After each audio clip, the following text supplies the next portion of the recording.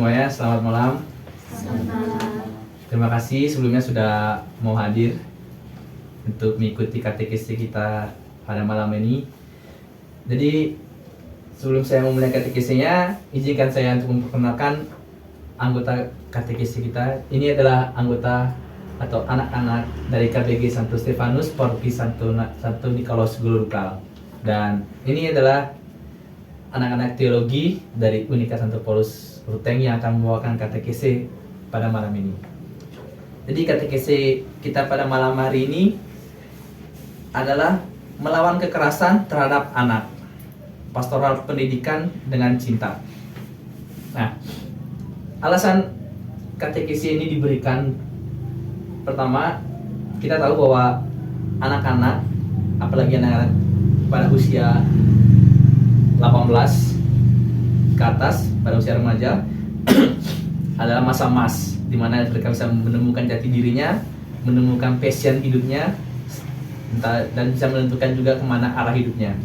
Nah, tetapi tidak semua anak seberuntung kita. Saya bisa bilang kita semua ini adalah anak yang beruntung karena ya kita bisa disekolahkan, terus orang tua kita masih lengkap semua saya rasa, dan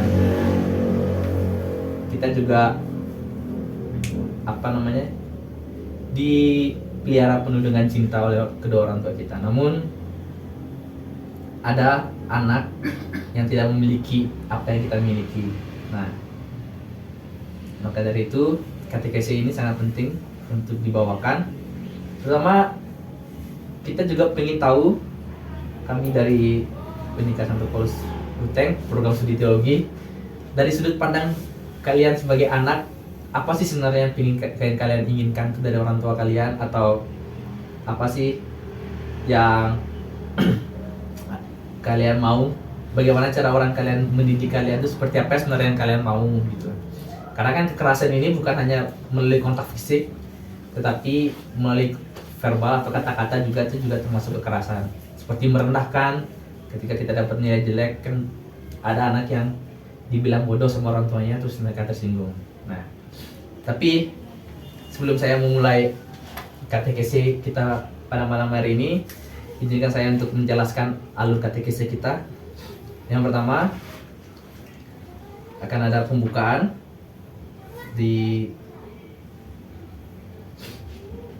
akan ada lagu pembuka.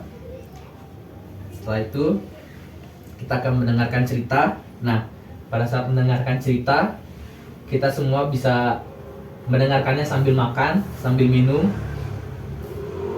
Terus setelah mendengarkan cerita, kita mulai merefleksikan apa yang sudah kita dengarkan. Jadi pada saat itu juga kita bisa sambil makan, sambil minum, sambil kita menceritakan, men-sharingkan pengalaman kita setelah kita mendengarkan cerita yang sudah kita dengarkan nanti. Setelah kita mendengarkan cerita, akan ada selingan di mana akan ada yel-yel yang dibawakan oleh teman-teman dari Unika. Setelah itu kita masuk mendengarkan firman Tuhan. Nah, pada saat kita berdoa nanti dan mendengarkan bacaan, dan juga pada saat meditasi nanti, kita hentikan dulu sejenak kita untuk kegiatan kita untuk makan dan minum. Kita fokus untuk berdoa, mendengarkan Injil dan bermeditasi. Setelah kita mendengarkan bacaan Tuhan, kita mendalaminya melalui sharing. Nanti kita akan merefleksikannya melalui cerita-cerita kita di sehari-hari. Setelah itu akan ada meditasi lagi. Setelah meditasi, kita akan ada games. Setelah games, nanti kita sama-sama merumuskan atau membuat satu tindakan nyata supaya kekerasan anak ini tidak terjadi lagi di keluarga kita. Dan setelah itu diakhiri dengan doa penutup. Baik. Jadi teman-teman dan anak-anak KBG Santo Stefanus Goldukal dalam semangat sinode keempat ini. Dalam semangat sinode keempat Keuskupan Ruteng, kita telah berjalan bersama, dan pada hari ini kita akan melakukan atau merenungkan tentang bagaimana melawan kekerasan terhadap anak. Anak yang termasuk di sini adalah mereka yang berusia 18 tahun ke bawah. Jadi ini pas untuk kalian supaya orang tua kalian juga tahu kalian itu sebenarnya maunya kayak gimana. Ya. Nah. Dan kita tahu juga anak menginginkan pendidikan dengan cinta. Dan saya juga berharap nanti kita bisa berkomunikasi dengan orang tua kita supaya menyayangi anaknya serta menghentikan tindakan kekerasan terhadap anak. Baik, sebelum kita masuk ke katekesi kita pada malam hari ini, kita awali dengan iya. Iya. Duduk saja. Nanti kalau saya kasih tahu Sinode 4 Keuskupan Ruteng, gerakannya itu berziarah bersama dalam pengharapan, beriman, bersaudara, pegangan tangan, baru misioner, gitu ya. Sudah paham? Sudah bisa.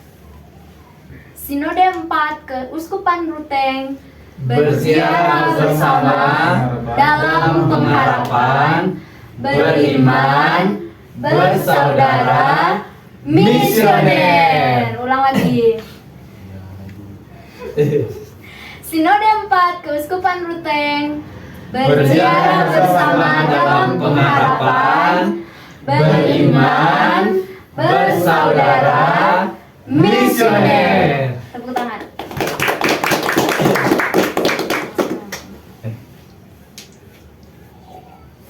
Lagi membuka.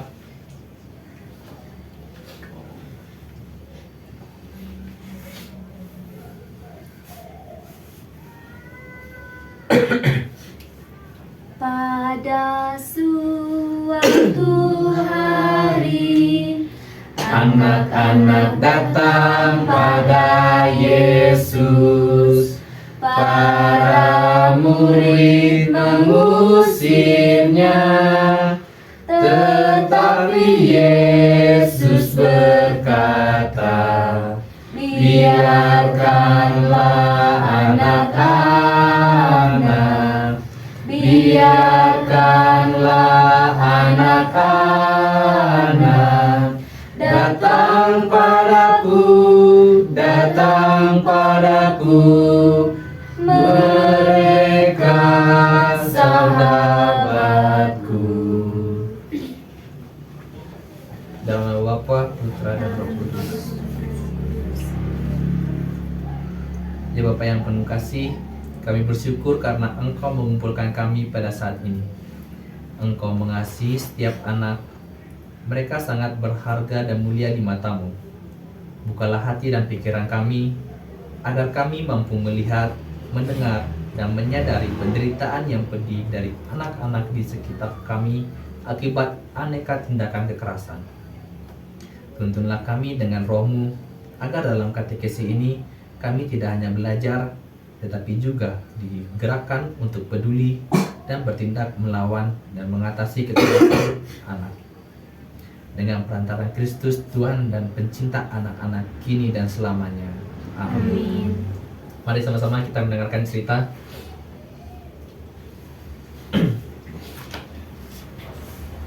Ya. Di balik Kita bisa sambil makan sambil minum. Di balik pintu yang tertutup, di sebuah lingkungan yang tenang dan nyaman, di pinggiran sebuah kota kecil, hidup seorang anak laki-laki bernama Manus, berusia sekitar 10 tahun. Bersama ayah dan ibunya, ia tinggal di sebuah rumah sederhana.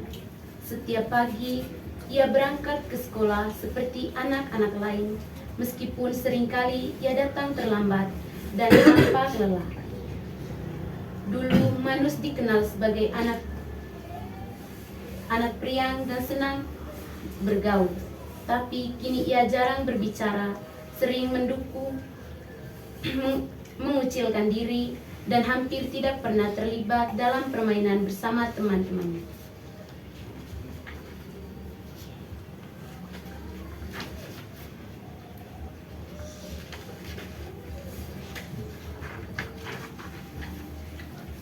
Bu Teres, balik kelasnya, mulai memperhatikan perubahan pada diri Manus.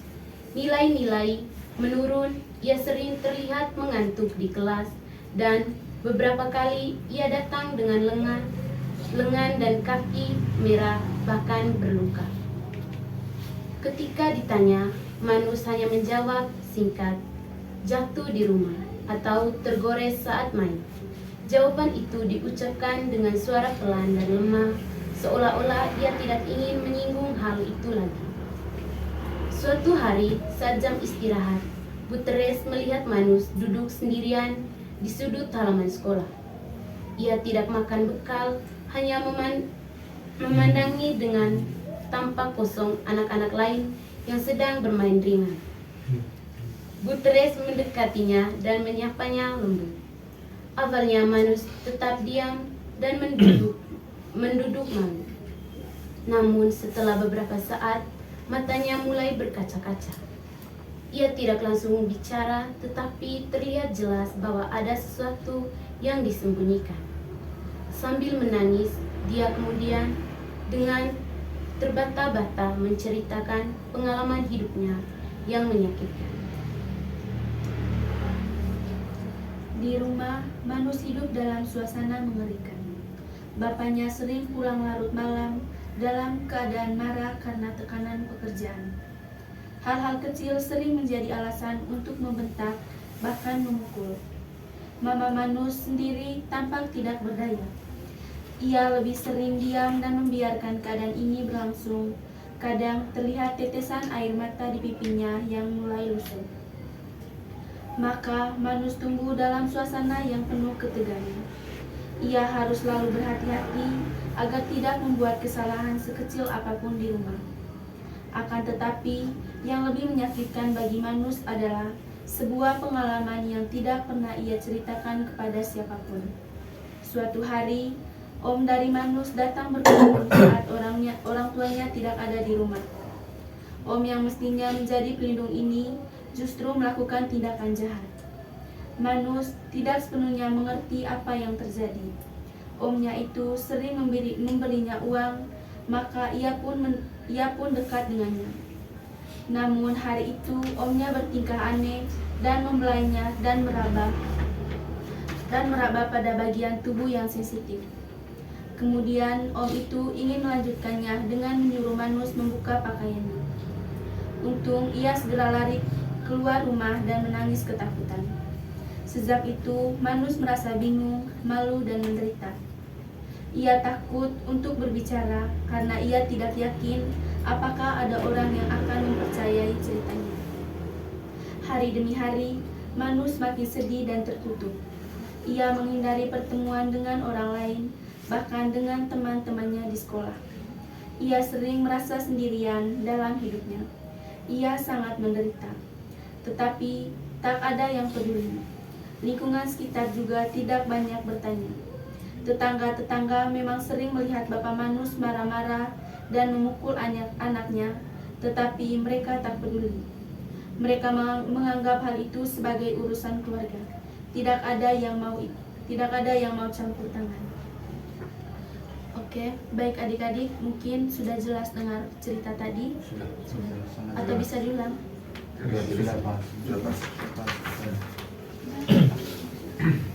Baik, tadi kita sudah mendengarkan cerita tentang Manus, bagaimana dia di rumah mengalami kekerasan terhadap dari orang tuanya maupun dari omnya. Nah, untuk mendalami cerita ini, saya akan mencoba bertanya kepada adik-adik semua, teman-teman sekalian, tentang apa sih sebenarnya yang bisa kita refleksikan dari ceritanya Manus ini. setelah kita mendengarkan cerita tentang Manus tadi yang sudah dibacakan, hal apa yang paling menyentuh dari atau hal apa yang paling menyentuh hati teman-teman semua, adik-adik sekalian dari kisahnya Manus tadi? Maksudnya setelah kan tadi kan kita semua sudah sama-sama mendengarkan ceritanya Manus. Nah, dari cerita tadi itu hal apa yang membuat hati kalian tersentuh dari ceritanya Manus?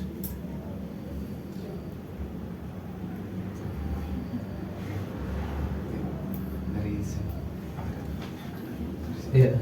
Oke, baik.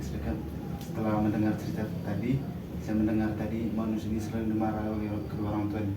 Maka dari itu ada sekali dampak negatif dari masalah keluarga tersebut, yaitu di mana Manus secara perlahan mengalami kerusakan psikolog dan juga masalah keluarga itu tidak jauh dari ekonomi. Kalau dari saya sendiri, apapun masalah dalam keluarga jangan berimbas kepada anak-anak, karena mereka dalam masa pertumbuhan tidak ada kekerasan fisik ataupun secara perkataan. Oke, jadi mari kita tepuk tangan. Jadi apa? Kak Safri tadi sudah menceritakan hal yang paling menyentuh bagi Kak Safri itu bahwa Manus tuh sering disiksa dan lama-lamaan nanti dia bisa mengalami gangguan mental atau psikolog karena sering ditindas dan sering mengalami kekerasan di rumah yang menyebabkan Manus jadinya sering merenung dia merenung dan jadi orang yang penyendiri, tidak mau menceritakan masalah yang dia hadapi. Ada lagi dari teman-teman sekalian? Dari adik-adikku sekalian. Tadi diceritakan tadi dalam cerita tentang Manus dilecehkan oleh omnya sendiri. Gitu. Perasaan saya mendengar cerita tersebut sangat sedih. Bagaimana mestinya orang tua sebagai pelindung malah melakukan hal yang serupa. Gitu. Oke, jadi Kak Patris tadi sudah menceritakan hal yang paling menyentuh menurut Kak Patris itu bagaimana omnya atau mungkin orang terus yang dia Manus sayang itu juga melakukan kekerasan dan bahkan ini juga hampir melakukan kekerasan seksualitas. Nah, mungkin dari teman-teman lain, dari saudara-saudaraku yang cantik-cantik dan ganteng-ganteng ini,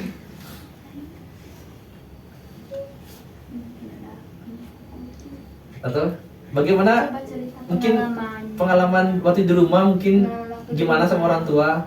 Apakah juga mengalami hal yang sama atau tidak dengan Manus? Dipukul sampai memar atau bagaimana? Cerita. Bisa bahasa Manggarai. Masa teman itu itu saja.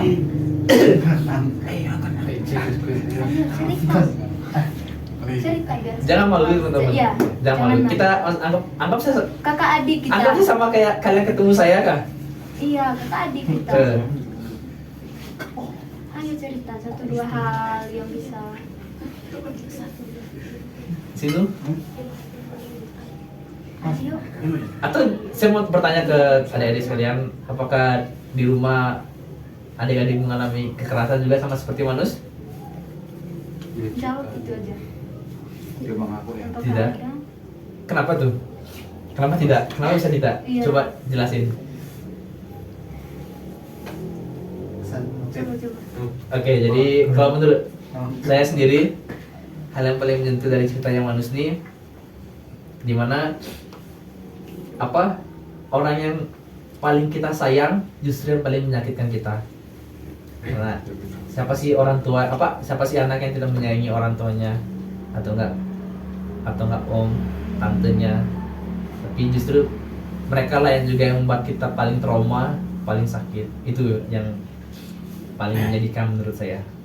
Kalau dari saya hal yang paling benci dari Manus itu dimana dia sering dipukul oleh orang tuanya, sering dicaci, tapi dia tidak menceritakan hal tersebut kepada siapapun, baik guru maupun tetangganya. Itu dari saya. Oke, jadi dari ini namanya Kak Vicky. Jadi Kak Vicky hal yang paling menyentuh bagi Kak Vicky itu jadi apa namanya, ada orang Manus tuh memendam sendiri masalahnya karena takut orang tidak percaya dengan apa yang dia ceritakan. Nah, tadi kan kita sudah mendengarkan toh, kita sudah mendengarkan cerita dari Manus. Ya, dari cerita itu saya mau bertanya, kira-kira bentuk kekerasan apa saja yang Manus alami? Dari cerita tadi apa bentuk kekerasan? Apa tadi yang adik-adik saya dengar? Bisa Oke. kasus Survei? saya. Dari Kekerasan sana. fisik dan seksual. Oh, kekerasan fisik dan seksual. Baik yang dialami adik Manus tadi, di mana dia mengalami kekerasan mental dari dia punya bapak sendiri dan sempat dilecehkan oleh omnya sendiri tadi. Itu kekerasan fisik juga. Ya, asli. Depan? Orang tua mengakui. Baik, untuk hasil.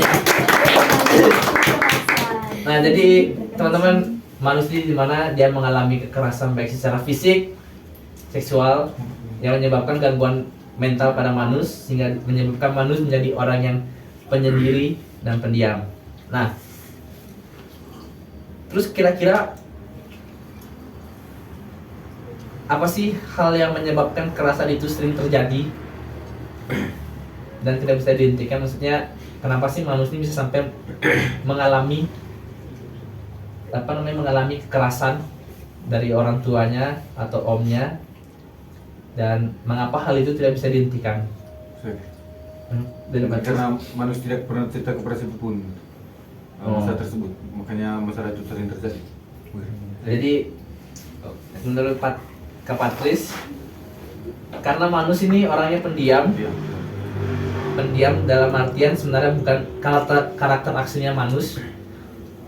Manus jadi pendiam karena dia sering mengalami kekerasan. Nah, dari pendiamnya itu jadinya orang lain tidak tahu dan akhirnya tidak bisa membantu Manus dalam menghadapi hal ini, masalah ini. Dari Noven tadi, Mungkin orang tuanya punya masalah pekerjaan, terus pelampiasannya ke Manus. jadi mungkin orang tuanya menghadapi suatu masalah di pekerjaannya, jadi pelampiasannya anak. Jadi Safri, Kalau dari saya, nah di mana saya mendengar tadi Manus itu kalau di sekolah pendiam dan terkecil dari teman-teman. Kalau dari saya sih, si Manus ini model sifatnya begitu karena dia ini serasa bingung karena umur yang masih kecil tuh sudah mendapatkan perlindungan dari orang tua. Kan apa? Kita kan pikir tuh pas kita kecil kan kita kan apa tuh ada rasa sayang dari keluarga gitu. Tapi Manus kan masih kecil sudah mendapat apa makian dari orang tua, terus tidak ada apa namanya support dari orang tua untuk dia sekolah. Gitu. oke, jadi dari Safri melihat bahwa Manus ini menjadi pendiam dan menjauhkan diri dari orang banyak karena sering mengalami kekerasan dari orang tuanya. Nah, mungkin dari Kaista, Sinu, Bagaimana sih Masih Manus? bersama gerai, no? Bahasa Manggarai kecil. atau Ayo. Nggak bisa. Bahasa Manggarai bisa. nah, baik. Nah, kira-kira tadi kan kita sudah mengetahui apa sih bentuk kekerasan yang dialami Manus, apa penyebabnya, kenapa kekerasan itu bisa terjadi, dan dari itu kita juga bisa merefleksikan diri kita masing-masing. Apa sih yang seharusnya dilakukan kita ketika kita melihat teman kita mengalami perundungan atau bully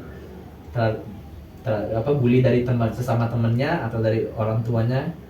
Kira-kira apa yang bisa kita lakukan sebagai temannya, teman orang yang sedang mengalami kasus pembulian. Maksudnya misalnya Kalista punya teman Sinu ini sering dibully atau sering mengalami kekerasan. Nah, kira-kira Kalista sebagai seorang temannya si Inu ini, apa sih yang Kalista bisa lakukan untuk membantu si Inu ini keluar dari masalah itu? So cara dite menggoga. Teman dite ya bullying be. Cara dite ga. teman hai sino. Itu cara putus komunikasi. Ya. Nanti Membela sedikit. Membela. Membela. Oh, dengan bela dengan cara Membela. Membunuh. Membela.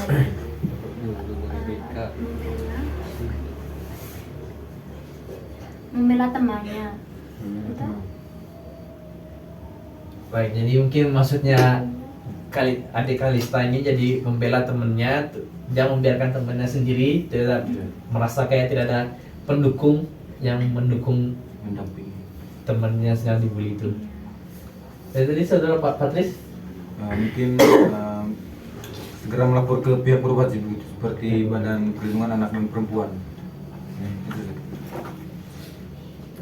dari Mungkin kalau dari saya ya kita mendekati orang tua yang sering memukul anak tersebut, lalu sama-sama memberi arahan gitu kepada orang tua.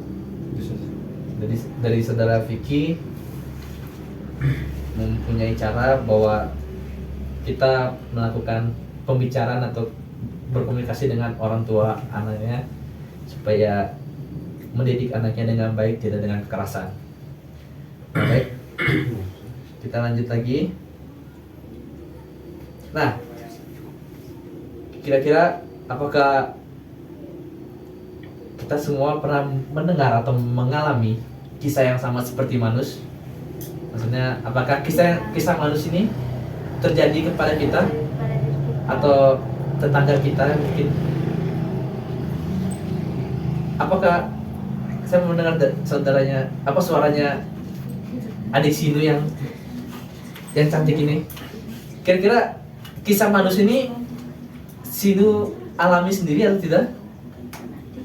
Maksudnya kau apakah pernah Ical tidak bullying be? Bullying?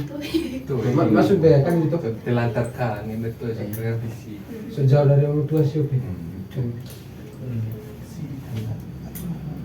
Baik. Mungkin mga pengalaman adik-adik aku, misalnya mga kesalahan itu tuh tiba-tiba ada tua onga ite sampai memar berdarah sio sehingga ite ga menangis dalam kamar kayak kata anak perempuan kadang gitu bone-bone sio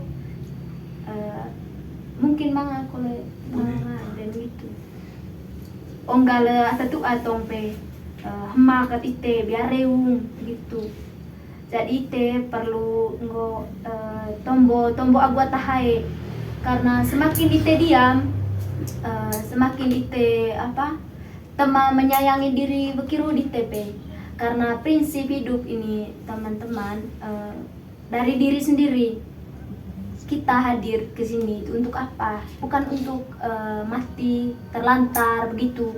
Kita datang ke sini untuk hidup bebas dan melakukan apa yang kita mau yang baik begitu. Kita tidak boleh mendukung yang namanya kekerasan baik itu secara fisik sehingga merugikan bagaimana kita punya psikis, gangguan mental segala macam sehingga merugikan aktivitas kita setiap hari begitu.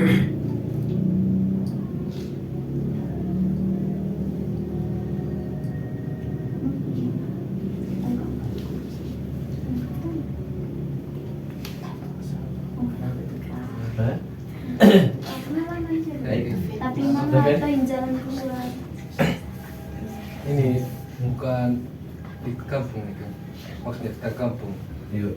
Ini anak ini dia dibesarkan seperti Manus tadi. Cuman bedanya dia tidak dapat pelecehan begitu. Dia ini dibesarkan, ditelantarkan oleh orang tuanya pas dia sudah mau mulai jalan, mulai bisa jalan sendiri. Karena dia tinggal dengan oma sama opanya begitu. Omanya pergi ke kebun, opanya juga ke kebun. Dan jadinya dia ini sendiri di rumah.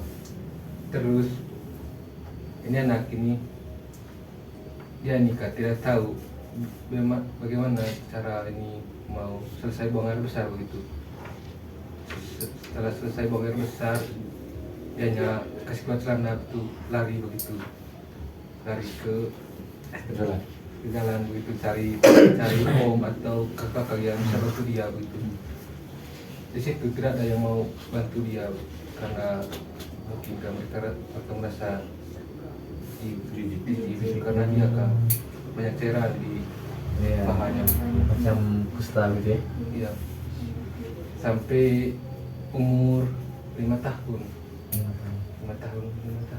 Pas mulai masuk SD baru orang tuanya datang begitu. Tapi orang tuanya ini kayak tidak anggap begitu ini anaknya.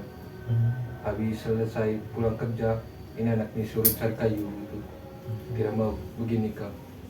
Dekati dulu, kasih apa gitu, kasih makan. Ini anak ini hanya tahunya cari kayu, habis itu tidur makan gitu. Saya ingat. Oke, jadi ya baik, teman-teman semua sudah merefleksikan cerita Manus tadi. Jadi dari refleksi teman-teman semua ada beberapa hal yang bisa saya rangkum, dimana kisah seperti Manus ini memperlihatkan atau menunjukkan bahwa kekerasan terhadap anak itu masih sering terjadi, dan semua kekerasan terhadap anak ini bisa terjadi kepada siapa saja, dan anak juga bisa mengalami kekerasan baik secara fisik maupun verbal atau perkataan, karena sebagai tempat pelampiasan emosi dari orang tuanya. Dan dari refleksi tadi juga kita diajak sebenarnya sama-sama bahwa jangan menutup diri, jangan menjadi pendiam di waktu yang tidak tepat. Maksudnya kalau kita lagi menghadapi masalah, apalagi kita menghadapi pelecehan, kekerasan baik fisik maupun lewat kata-kata, berusahalah berbicara, ungkapkan itu kepada orang yang kita percaya, yang bisa membantu kita agar kita bisa melewati masalah tersebut. Dan dari cerita Manus tadi juga kita diajarkan bahwa kita sebagai sesama manusia harus saling peduli. Dan kalau kita tahu bahwa ada teman kita atau saudara kita yang mengalami itu, kita harus membantunya untuk melewati masa-masa sulitnya. Jadi itu saja. Nah, dari tadi karena saya rasa agak agak loyo, terutama adik-adik saya ini. Jadi kita kayak perlu refreshing dikit melalui lewat selingan ikan ini. Oh iya, nanti kita mainannya itu tepuk-tepukan. Ini ada 4 model tepukan. Kalau saya bilang tepuk hak anak, hak hidup, tumbuh kembang, hak perlindungan, hak partisipasi. Tahu toh? Oke, kalian yang apa? Pimpin bilang. Ayo, kalian yang tahu. Ayo semangat. Ayo. Ya sudah. Tepuk hak anak. Tepuk hak anak. Besar. Hak hidup, tumbuh kembang, perlindungan, hak partisipasi. Sekali lagi ya. Sekali lagi. Belok ke video ya. Ambo. Ayo, besar. Ayo.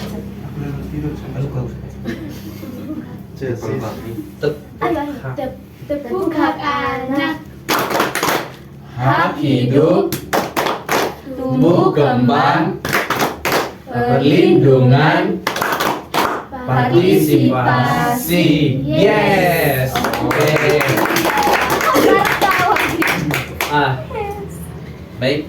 Setelah kita mendengarkan cerita dari Manus dan kita juga sudah merefleksikannya, mari kita hentikan kegiatan kita sejenak. Kita fokus pada diri kita masing-masing. Kita ambil sikap yang pantas dan layak. Mari kita sama-sama merenungkan cerita tadi melalui meditasi. Mari kita hening sejenak.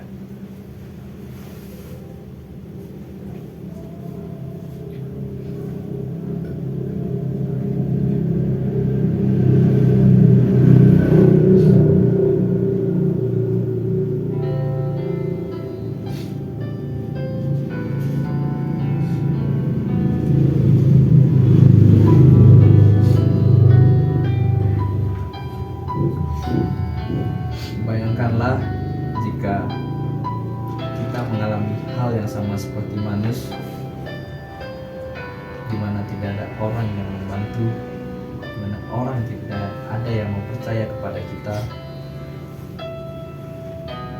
Melalui cerita tadi, kita semua diajak untuk saling peduli terhadap sesama, dan kita juga diajak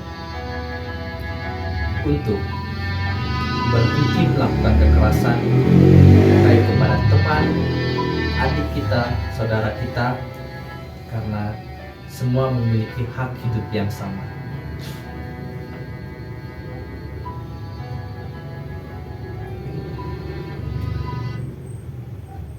Nah, baik. Jadi, teman-teman,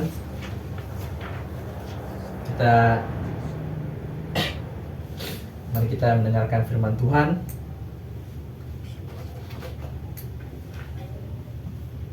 Tuhan bersamamu. Dan bersamamu. Inilah Injil Tuhan kita Yesus Kristus menurut 1 Matius.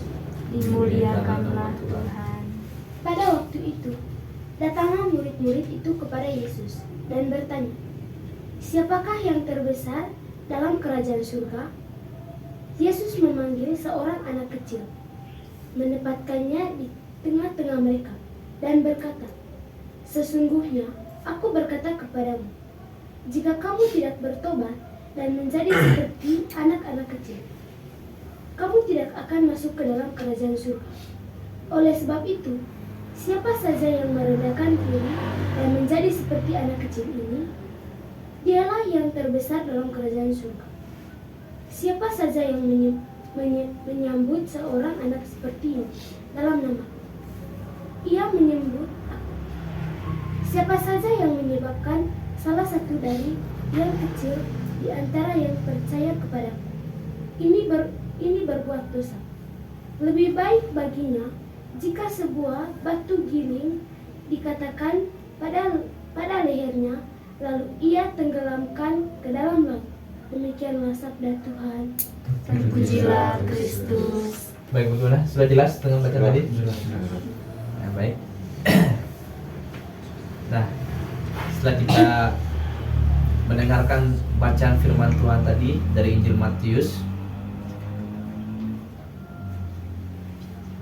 apakah yang kita rasakan sama-sama jika kita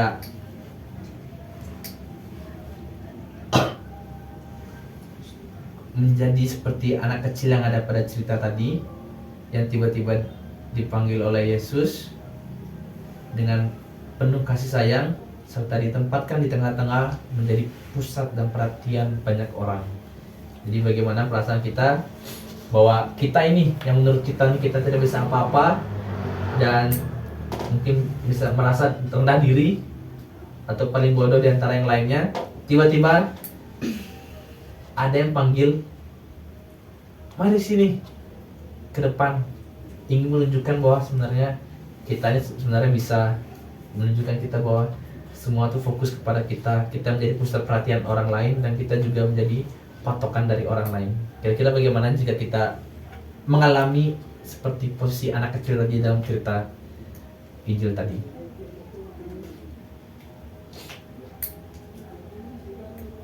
Baik, kalau dari saya, dalam misalnya saya seperti anak kecil yang diceritakan tadi dalam Injil, saya sangat kaget tentu karena bahwa kita bahwa saya bisa menjadi pusat perhatian banyak orang. Selain itu juga menjadi hal yang paling penting dan tentunya menjadi contoh dari setiap tindakan. Dan karena juga di dalam kitab suci dalam Injil tadi ditulis bahwa jadilah seperti anak kecil ini agar engkau bisa masuk dalam kerajaan surga. Dalam artian bahwa anak kecil tidak memiliki dosa. Jadi dia jauh dari kata dosa. Beda dengan kita yang sudah dewasa yang ya hidupnya penuh dengan dosa. Jadi itu dari saya. Mungkin dari teman-teman lain. Baik, kalau dari saya,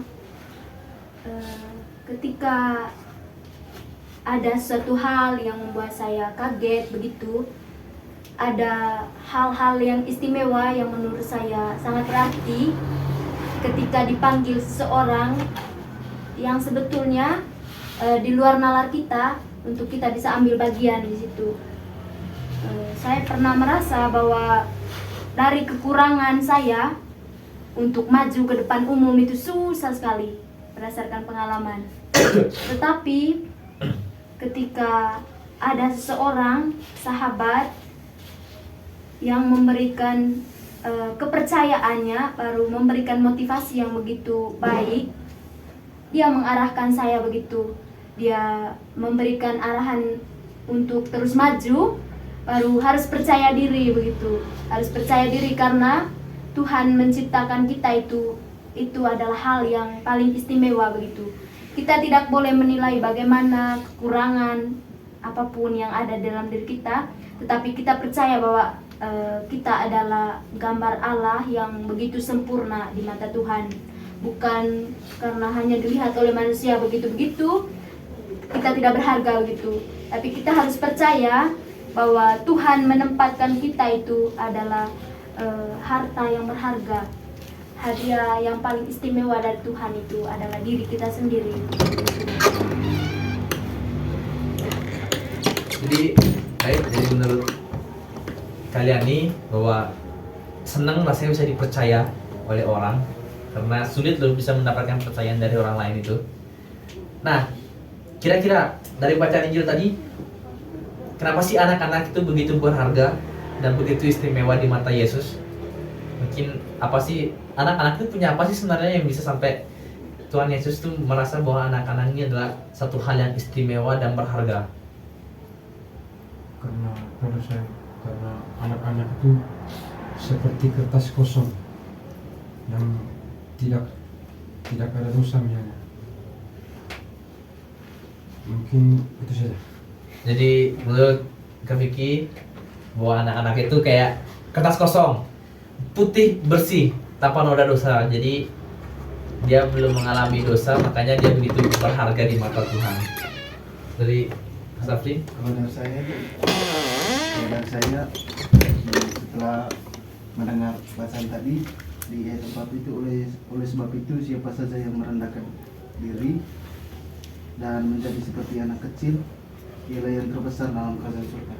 Karena menurut saya dari ayat ini menyuruh kita untuk kalau kehidupan di dunia ini harus merendahkan diri, bukan merendahkan bahwa kita miskin, tidak. Karena semakin kita belajar dengan diri kita, maka kita menjadi pemenang dalam hidup ini. Tidak seperti omong besar tapi pikiran kosong. Itu kan dari saya. Nah, jadi menurut Kak Safri bahwa dalam hidup ini kita sama seperti anak kecil yang tidak suka meninggikan diri atau sombong, tapi rendah hati agar diterima di kerajaan surga. Dari sini? Karena anak-anak tidak mempunyai dosa. Oke, jadi anak-anak tidak memiliki dosa. Betul, karena anak-anak itu belum tahu apa yang benar dan apa yang salah. Jadi itu alasannya kenapa dia tidak memiliki dosa. Nah, baik. Dalam Injil tadi Yesus mengajak kita untuk menyambut seorang anak. Menyambut seorang anak seperti menyambut dirinya. Nah, kira-kira apa saja hal konkret yang telah atau yang baru saja akan kita lakukan dalam hidup sehari-hari untuk menjawab ajakan Yesus. Jadi Yesus tuh mengajak kita bahwa kita tuh harus menyambut seorang anak, karena menyambut seorang anak sama dengan menyambut Tuhan Yesus. Nah, kira-kira hal apa sih yang sudah kita lakukan atau yang baru mulai kita lakukan untuk menjawab panggilan Tuhan ini? Kalau saya kisah yang kita lakukan itu jangan mengajarkan anak itu seperti maki, mencuri. Kita harus mengajarkan dia supaya bisa memaafkan gitu. Mungkin itu dari saya. Nah, jadi dari Kak Vicky bahwa kita sebagai kakak atau orang tua nanti harus mengajarkan anak yang baik dan memberitahu bahwa misalnya apa yang dilakukan oleh anak itu nanti ada hal yang salah, kita harus berani tegur, jangan membiarkannya terus melakukan hal yang salah. Mungkin ada lagi dari teman-teman yang lain? Dari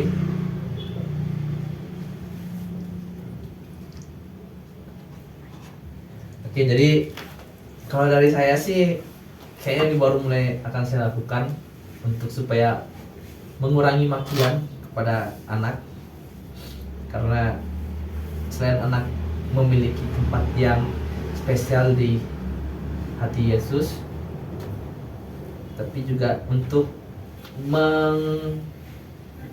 menghilangi maksudnya atau maksudnya apa namanya, supaya anak itu tidak memiliki rasa takut atau rendah diri bahwa dia tidak mampu karena sering kita maki. Itu untuk saya. Nah, dalam bacaan Injil tadi Yesus sudah memberikan peringatan yang begitu keras kepada kita tentang mencelakakan anak. Nah, dalam kehidupan keluarga dan lingkungan kita sehari-hari, tindakan apa saja yang dapat mencelakakan anak? Maksudnya tadi kan di bacaan Injil tadi itu Yesus sudah melarang kita untuk mencelakai anak atau kasar kepada anak. Nah, kira-kira dalam kehidupan kita sehari-hari ini apa sih yang bisa kita lakukan untuk mencegah hal kekerasan terhadap anak? Mungkin dari Kalista.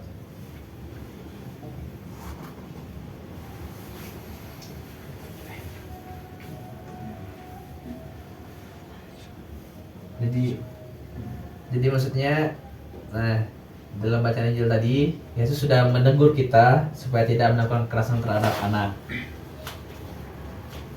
Nah, Yesus kan tadi sudah menegur kepada orang yang melakukan kekerasan terhadap anak.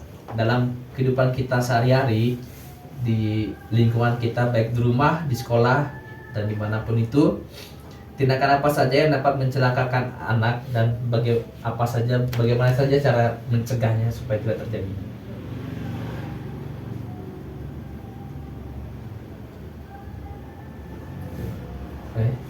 Tindakannya tadi. Iya kan? Terus cara mencegahnya. Iya. Tindakannya tadi anak jangan mencuri begitu. Kedua jangan bully. Ketiga dua saja tadi. Iya. Dan cara mencegahnya dekati mereka dan beri mereka nasihat supaya tidak melakukan hal itu lagi. Oke, jadi dari Kanoven kemudian jangan mencuri, jangan membuli, dan cara mencegahinya dengan melakukan pendekatan kepada anak supaya tidak mengulanginya lagi. Dari saya itu, kalau menurut saya itu dari mencelakai anak itu, misalnya itu kan kita sekarang hidup di zaman media, banyak media sosial yang kita gunakan, terlebih khusus handphone. Nah, kita semua tahu bahwa memang zamannya sekarang itu zamannya teknologi, tapi perlu diperhatikan bagaimana kita menggunakannya dengan baik. Jadi untuk adik-adikku ini juga kakak kasih tahu bahwa ternyata ada hal yang membawa dampak buruk bagi tingkah laku kita melalui apa yang kita cari di media sosial, baru apa yang kita nonton terus setiap hari di HP. Kita harus membatasi waktu bermain HP. Kita harus sering-sering sharing dengan orang tua, baru membantu orang tua. Jangan terlalu fokus ke hal-hal yang tidak penting. Kalau HP memang dibutuhkan untuk saat pengerjaan tugas, ya kerjakan saat pengerjaan tugas. Tapi setelah itu kita harus juga ingat bahwa kita hidup di lingkungan keluarga. Kita harus saling membantu, membersihkan rumah, beres-beres. Pokoknya kerjasama dalam keluarga. Jangan selalu memberikan waktu kita 24 jam atau bahkan mete itu hanya untuk bermain HP. Itu ada pula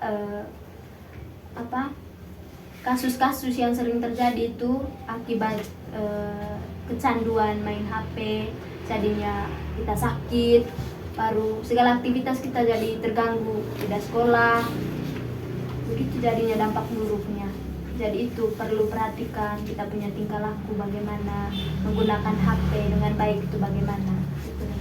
Nah, jadi dari kalian ini bahwa kurangi bermain media sosial karena dapat mengaruhi psikis atau psikologi kita, juga kesehatan jiwa kita, karena dalam bermedia sosial tuh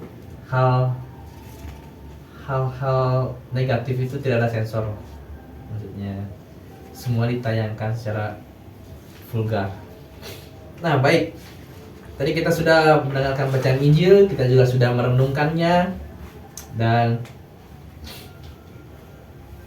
ada beberapa hal yang bisa saya rangkum dalam refleksi kita tadi, bahwa dimana dalam Injil Tuhan Matius 18:1-6 memperlihatkan bahwa anak bukanlah pribadi yang kecil dan tidak penting di hadapan Allah, melainkan justru berada dalam lubuk hatinya yang paling dalam. Jadi seorang anak memiliki tempat yang spesial di hati Yesus. Baik, walaupun secara nyatanya dalam kehidupan sehari-hari kita, seorang anak dianggap sepele, dianggap biasa saja karena dianggap masih kecil dan tidak tahu apa-apa. Tapi beda halnya dengan Yesus, bahwa Yesus menganggap anak-anak itu memiliki tempat yang spesial di hatinya.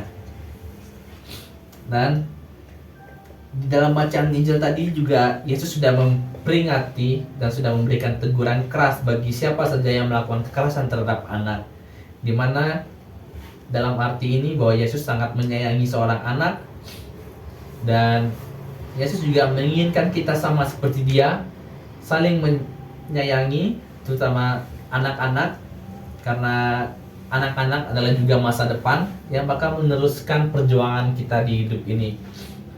Dan selain itu, peringatan Yesus tadi juga mengungkapkan bahwa Allah tidak tinggal diam terhadap penderitaan anak-anak. Jadi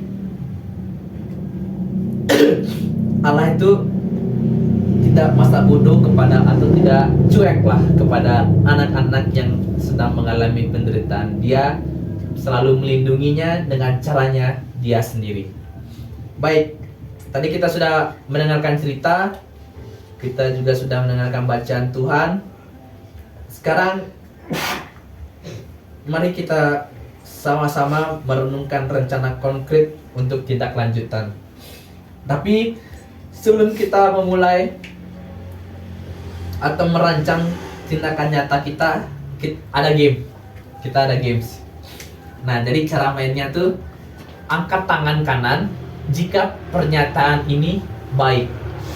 Angkat tangan kiri jika pernyataan ini tidak baik. Contohnya, mencuri adalah satu tindakan yang angkat tangan kanan kalau itu tindakan yang baik, angkat tangan kiri kalau itu bukan tindakan baik. Paham? Paham? Seorang anak bercerita tapi orang dewasa sibuk dengan HP.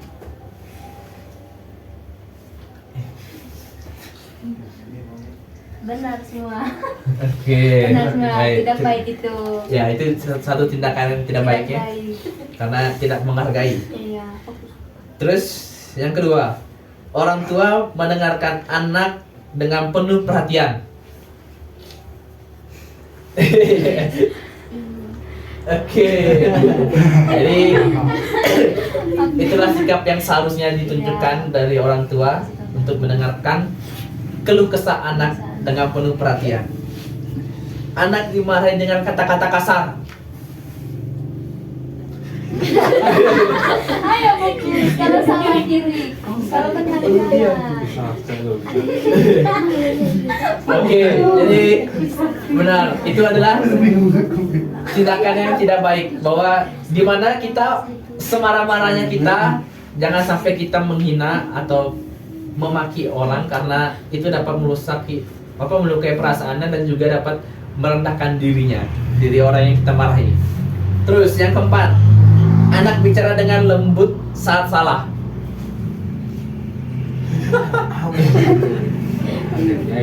Ya, jadi inilah sikap contoh yang betul ketika ada orang yang salah atau anak yang salah.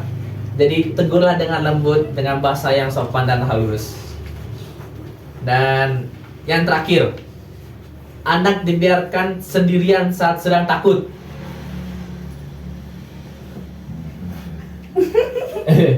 Ya, Iya, jadi benar. ini adalah tindakan yang tidak baik. Maksudnya jangan membiarkan seorang anak sendirian, terutama dalam menghadapi masalahnya.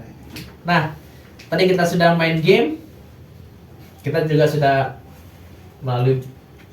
mendengarkan cerita, membacakan firman Tuhan, dan kita sebelum penutup, mari kita sama-sama merumuskan tindakan nyata apa saja yang bisa kita buat untuk menghentikan kekerasan terhadap anak.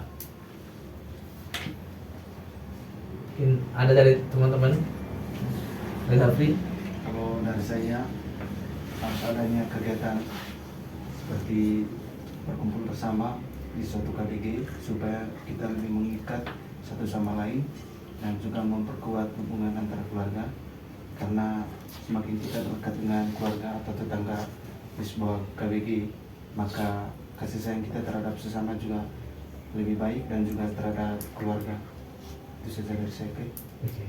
Jadi dari Kak Safri mengajak kita sama-sama untuk melakukan kegiatan kumpul atau lontoleok sama-sama di KBG kita. Mungkin bisa dilakukan 1 kali dalam sebulan atau 1 kali dalam 2 minggu untuk mempererat tali persaudaraan kita antar kelompok KBG. Terus ada lagi? Saya. Ya. Baik, tindakan yang saya lakukan ketika saya melihat seorang anak yang diperlakukan tidak baik oleh orang tuanya, misalkan kekerasan tadi. Yang pertama itu saya mendekati kedua orang tuanya bahwa hal tersebut itu tidak boleh dilakukan gitu, dan memberi arahan yang baik gitu. Nah, jadi dari Kak Putri bahwa kalau kita melihat teman kita dibully, baik dari teman kita sesamanya dibully kalau kita melihat teman kita yang dibully dengan sesama temannya, atau teman kita mengalami kekerasan dari orang tuanya, kita harus berani melakukan pendekatan, bicara langsung kepada orang tuanya dan kepada yang membuli untuk menghentikan tindakan tersebut. Mungkin ada lagi? Mungkin ada suatu gerakan untuk anti kekerasan.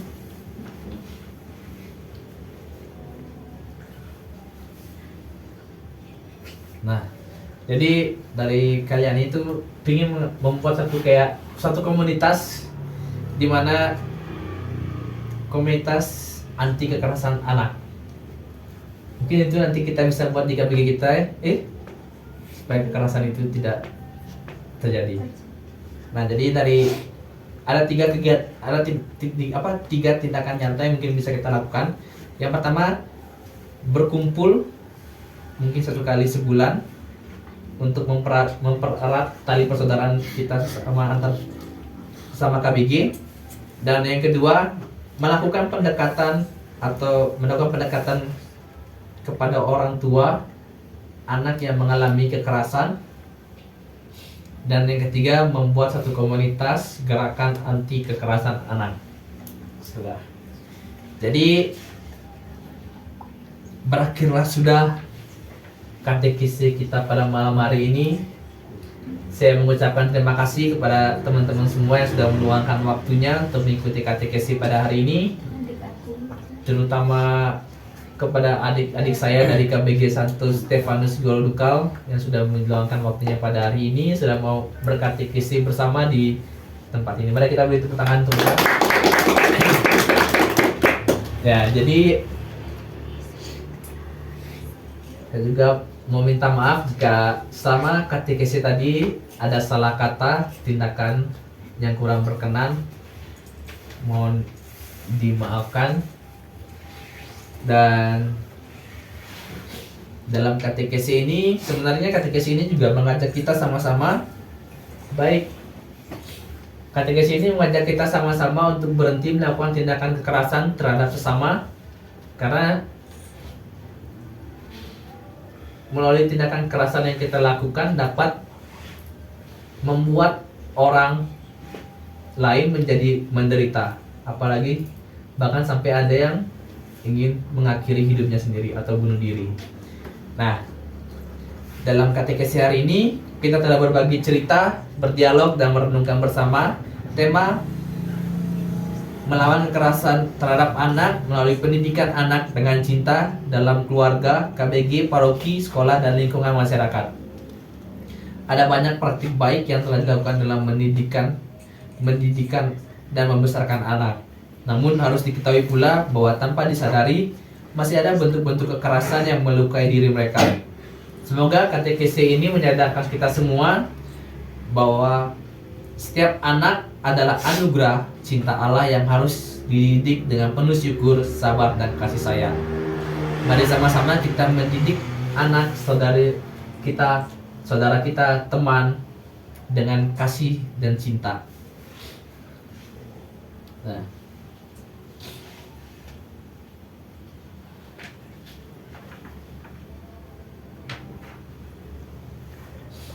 baik, mari kita ambil sikap yang pantas untuk berdoa.